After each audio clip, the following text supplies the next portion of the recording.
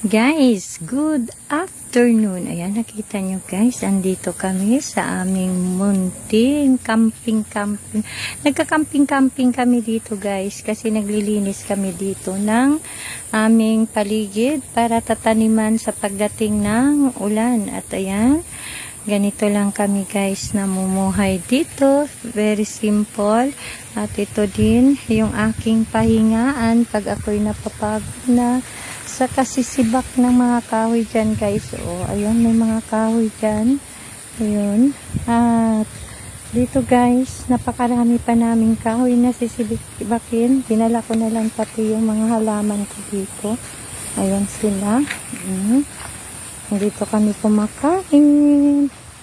Nandito din kami. Basta ano lang, meron lang talaga kami pang ano na hindi kami mainitan ng araw. At nandito guys yung aming mga sinisibak na kahoy. Ayan, para kami ay mabubuhay. Ayan guys, ibabandal namin ito para ito ay aming ibebenta. Guys, nakita nyo, tuyong-tuyo yung mga halaman namin ngayon. Wala kaming maha-harvest. Nakita nyo guys, wala talaga. Napakalawak ng taniman namin pero wala talaga kaming maha-harvest ngayon dahil sa napakainit ng sikat ng araw. Kaya dito lang muna. Pero hindi naman ito malayo guys sa bahay namin. Nandun lang yung bahay namin guys. Malapit lang.